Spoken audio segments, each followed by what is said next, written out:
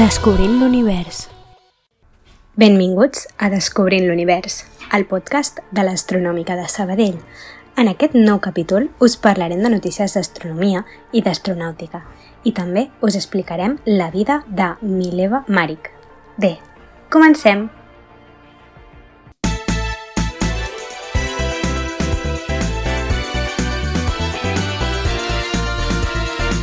Notícies.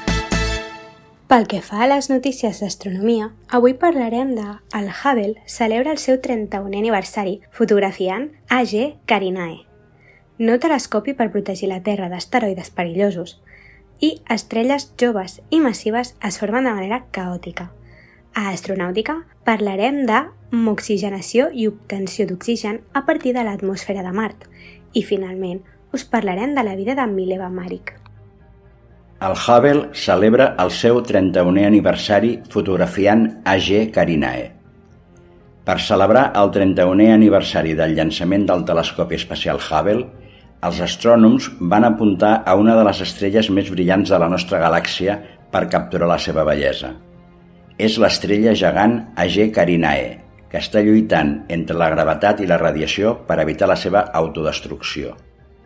L'estrella està envoltada per una nebulosa de gas i pols en expansió que es forma per la força dels poderosos vents de l'estrella. La nebulosa s'estén fins a uns 5 anys llums, que és aproximadament la mateixa distància fins a l'estrella més propera a la Terra, Alfa Centauri. L'enorme estructura es va crear a partir d'una o més erupcions gegants fa diversos milers d'anys. Les capes exteriors de l'estrella van ser expulsades a l'espai i tenen una massa d'aproximadament 10 vegades la massa solar. Aquests esclats són típics a la vida d'un tipus rar d'estrelles anomenades variables lluminoses blaves o LBB en les seves sigles en anglès, i són una breu fase inestable en la curta vida d'unes estrelles ultrabrillants i glamuroses que viuen de pressa i moren joves. Aquestes estrelles es troben entre les més massives i brillants conegudes. Viuen només uns quants milions d'anys, en comparació amb la vida d'aproximadament 10.000 milions d'anys del nostre Sol. AG Carinae es troba a 20.000 anys llum i la seva vida útil no anirà més enllà d'entre 5 i 6 milions d'anys.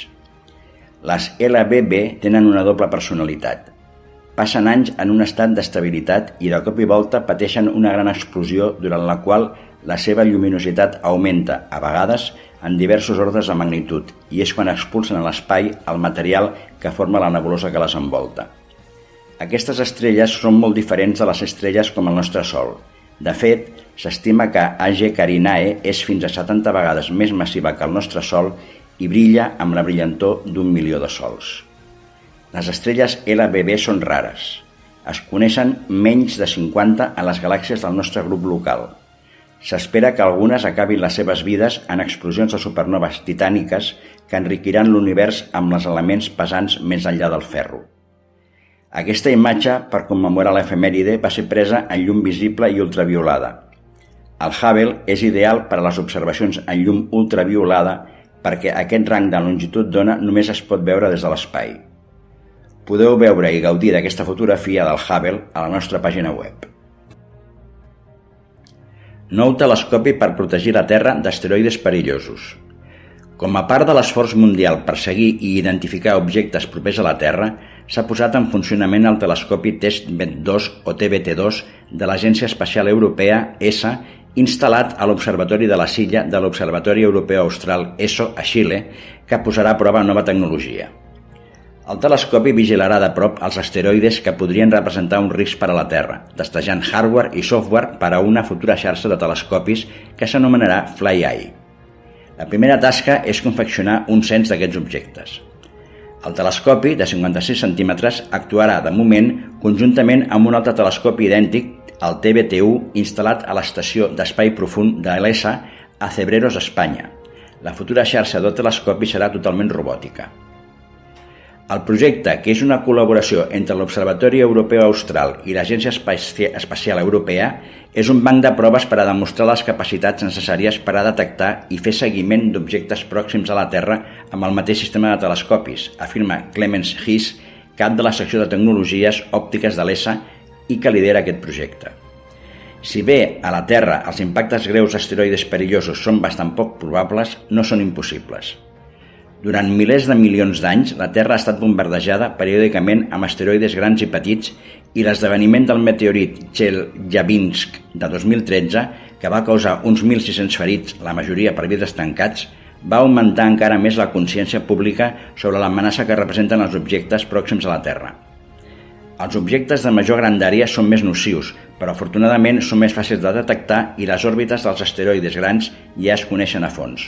No obstant això, s'estima que hi ha un gran nombre d'objectes més petits encara no descoberts que desconeixem i que podrien causar danys greus si impactessin sobre una àrea poblada. La instal·lació i la primera llum del TBT-2 a l'Observatori La Silla d'Esso es van portar a terme sota estrictes condicions de seguretat i salut a causa de la pandèmia. Els observatoris d'Esso van detenir temporalment les seves operacions l'any passat a causa de la Covid-19, però des de llavors han reprès les observacions científiques sota restriccions que garanteixen la seguretat i protecció de totes les persones que treballen en els observatoris. Estrelles joves i massives es formen de manera caòtica. Gràcies a l'Atacama Large Millimeter Submillimeter Array, ALMA, un equip d'astrònoms va fer un important pas cap a la solució d'un misteri pendent de resoldre. Les estrelles més massives que el Sol es formen de la mateixa forma que les estrelles més petites? S'han observat estrelles de massa similar al Sol encara en formació, absorbint material dels núvols de pols i gas circumdants de manera relativament ordenada. El material absorbit forma un disc que orbita al voltant de la jove estrella i que l'alimenta a una velocitat que li permet integrar aquest material. El material condensat a l'interior del disc forma planetes que es mantenen en òrbita una vegada acabat el procés de formació de l'estrella. Els astrònoms han observat aquests discos al voltant d'estrelles joves i de baixa massa, però no al voltant d'estrelles molt més massives en procés de formació. D'aquí ve que es qüestionessin si el procés de formació de les estrelles més grans és simplement una versió a gran escala del mateix procés que experimenten les estrelles més petites. Ciriaco Godi, de la Universitat Radboud als Països Baixos, afirma que les observacions que hem realitzat amb l'ALMA aporten proves fefaents que la resposta és no. Ciriaco Godi va dirigir un grup que va usar l'ALMA per estudiar 3 estrelles molt joves i massives d'una incubadora coneguda com W51, situada a uns 17.000 anys llum de la Terra. Els astrònoms van usar l'ALMA amb les seves antenes el més separades possible, amb el que van obtenir una capacitat de resolució que va produir imatges 10 vegades més nítides que en altres estudis similars. El seu objectiu era trobar discos grans i estables com els que se solen observar al voltant d'estrelles joves i més petites, amb dolls de material perpendiculars als seus plans. Segons assenyala Adam Ginsburg, de la Universitat de Florida, amb la gran capacitat de resolució d'ALMA esperàvem per fi poder observar un disc. No obstant això, el que hem descobert és que la zona d'alimentació d'aquests objectes és un caos. Les observacions van revelar dolls de gas fluint cap a les joves estrelles des de diferents angles. La presència d'aquests dolls són un indici que hauria d'haver-hi petits discos encara per descobrir. Els investigadors van concloure que aquestes estrelles joves i massives es formen atraient material des de diferents angles i a velocitats variables, almenys al principi del seu procés de formació, en un fenomen molt diferent dels dolls estables observats a les estrelles més petites. Segons els astrònoms, aquests fluxos múltiples de material probablement impedeixen que es formin discos més grans i estables com els que hi ha al voltant de les estrelles menors. Aquest model de flux desordenat es va proposar per primera vegada a partir de simulacions informàtiques i ara tenim les primeres observacions que ho avalen, conclou Ciriaco Godi.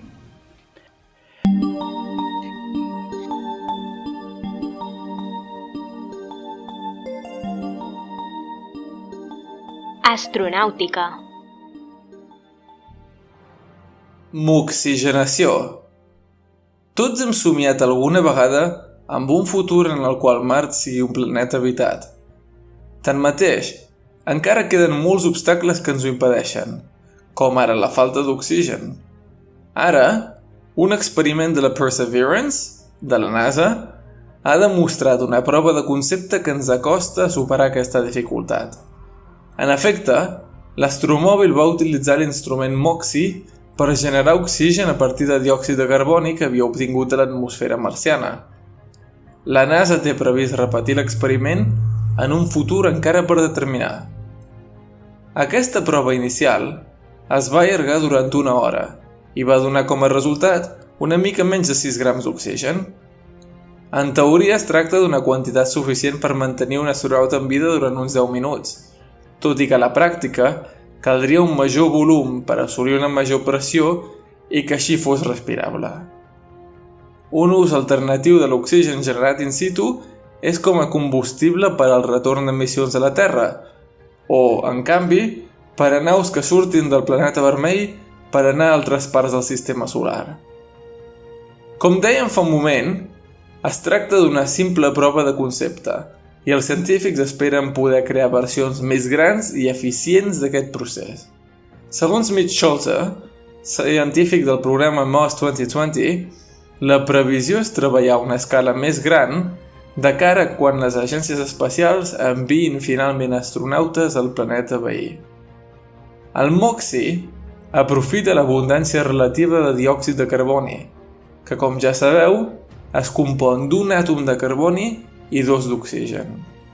Basant-se en un procés d'electròlisi a temperatures de més de 750 graus, fa passar un corrent elèctric per diòxid de carboni pressuritzat, per així trencar l'enllaç que uneix un dels àtoms d'oxigen a la resta de la molècula i separar-la en un àtom d'oxigen i una molècula de monòxid de carboni.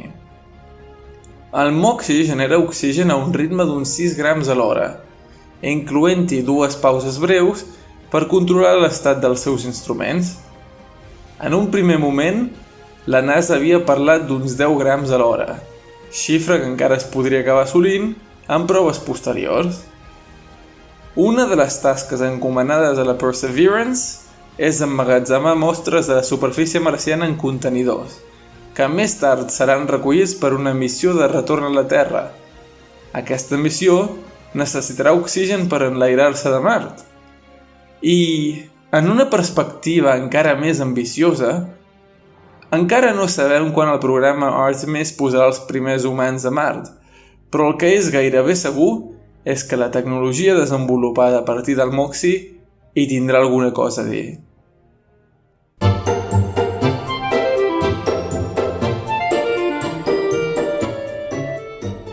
Dones astrònomes. Mileva va néixer el 19 de desembre de 1875 a Titel, de l'actual Sèrbia. Quan va acabar els seus estudis primaris, va continuar els secundaris i va aprendre francès i grec. A més, ja parlava alemany que el seu pare li havia ensenyat. A l'institut va destacar pel seu talent i va treure tots els cursos amb matrícula d'honor. Com que on vivia les dones no podien estudiar a la universitat, l'any 1894 va continuar els seus estudis a Zúrich. Va començar medicina, però 2 anys després va ser admesa a l'Escola Politècnica Confederada i va entrar a estudiar matemàtiques i física. En aquella universitat només hi havia 5 dones i a la seva classe Mileva era l'única. Allí va conèixer Albert Einstein, estudiaven junts i van acabar sent parella. El 1900 van fer l'examen de licenciatura i no el va aprovar. El 1901 va quedar embarassada d'Einstein, va tenir una nena de la qual mai se'n va saber res. 2 anys després es va casar amb Albert, amb qui tindria 2 fills més, Hans i Edward. El petit va tenir molts problemes de salut mental i Mileva el va haver de cuidar tota la seva vida. El 1905 va ser un gran any per a tots dos, ja que es van publicar en el Leipziger Annalen der Physik 5 treballs del matrimoni. Entre ells estava la tesi doctoral d'Albert i el treball sobre la llei de l'efecte fotoelèctric, que posteriorment li va donar el Premi Nobel a Albert, i la teoria de la relativitat especial. Avui en dia ja queda clar la important participació en aquests treballs de Mileva al costat d'Albert. Després van venir uns anys de moviments, sobretot per la feina d'Albert. El 1908 van anar a viure a Berna, el 1910 a Praga i el 1913 a Berlín. A Berlín Mileva no hi estava bé i volia tornar a Suïssa. La situació de la parella va empitjorar i a sobre Albert va imposar unes regles de conducta molt dures a Mileva. El 1914 Mileva i Einstein se separen i Mileva torna a Zúrich amb els seus 2 fills. Finalment es van divorciar el 1919. Albert no enviava diners a Mileva i ella es va veure obligada a malviure donant classes de matemàtiques, classes de piano i llogant habitacions a estudiants. Finalment, el 1922 van concedir el Premi Nobel de Física a Albert i aquest va viatjar a Zúrich i li va donar tots els diners a Mileva. La salut d'Edward va empitjorar molt i el 1930 li van diagnosticar esquizofrènia i la vida de Mileva va quedar reduïda a la cura del seu fill, que cada cop passava més estones hospitalitzat. Això suposava una gran quantitat de diners i Mileva va haver de tornar a treballar. El 1933, Edward va emigrar als Estats Units i es va desentendre definitivament dels seus fills. Els darrers anys de la seva vida, Mileva va patir esclerosi i va passar temporades llargues hospitalitzada. Va morir el 1948 sola a l'habitació de l'hospital. I fins aquí, el podcast de l'Astronòmica d'avui. Espero que l'hagueu gaudit. En la seva elaboració hi han participat Alistair Spearing, Montse Ribell, Jaume Fernández i jo mateixa, Aina Remles. L'edició de tot plegat ha anat a càrrec d'Albert Morral.